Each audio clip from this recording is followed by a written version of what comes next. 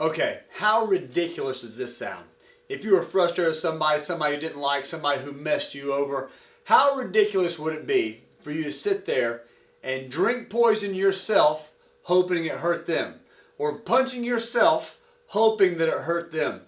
That's what I've been told since I was little. That's what unforgiveness is like. Unforgiveness or hatred towards somebody else is like drinking poison hoping it hurts them. Punching yourself hoping that in some way that it hurts them.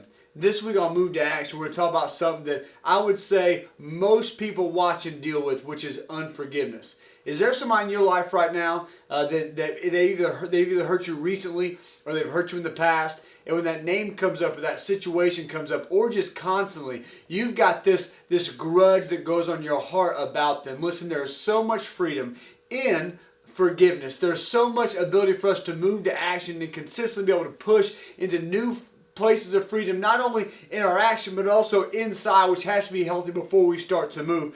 And I'd like to prove this to you from a biblical perspective.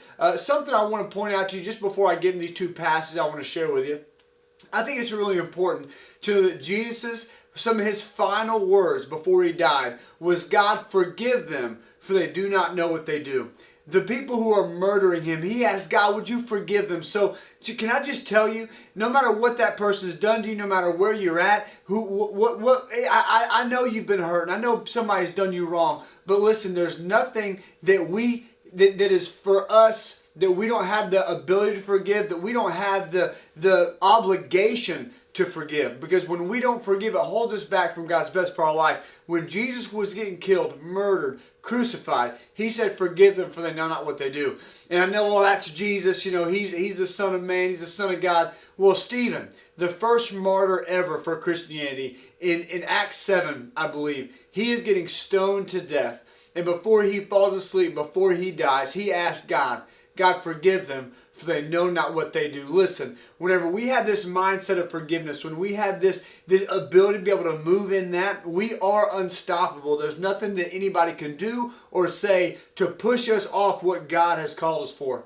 That's why this verse in Ephesians 4:27 is so powerful. It says, do not give the devil a foothold. Do not go to sleep on your anger. Right? Do not go to sleep angry, because it gives the devil a foothold. When we won't forgive, when we won't move on, it literally gives the devil a foothold in our heart. It gives him the ability to put a foothold somewhere that he can step on so he can elevate himself or to push us down. We cannot let the devil have a foothold in our heart, but that's what happens when we refuse to forgive. So I need you to know that whenever you won't forgive somebody, you are giving the devil a leg up on what's going on in this world, and we can't.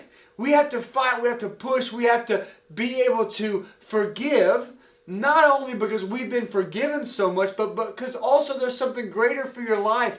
There's better places for that mental real estate to be than on unforgiveness to somebody else. So we can't give the devil a foothold in our life. And let me read you this. This is where this all kind of spurred from. It is Isaiah 48:18. I got this in my Bible reading plan, and this is where God kind of gave this whole world of unforgiveness that I want to share with you. It says this, if only you had paid attention to my commands, your peace would have been like a river, your well-being like the waves of the sea. Let me read it one more time. If only you had paid attention to my commands. The stuff we talk about, move to action, these things are commands for you and for me. Not because I say them, but because we pull them out of God's word. You're supposed to be moving. You're supposed to be fighting for God's purpose and for the relationships around you. He said, if you would have paid attention to my commands, your peace. So many of us want peace. So many of us want that ability to be able to just, that peace in our life. Your peace would have been like a river. Your well-being, which so many of us want, that well-being, that it is well in my soul, that be able to just be calm and rest, knowing that we're okay, knowing that we're loved. It said that would be like the waves of the ocean. If you've ever been at the ocean, it doesn't matter what time of day, the waves are constant, they're consistent, they're coming and they're coming. And I just beg you, can we walk in forgiveness this week?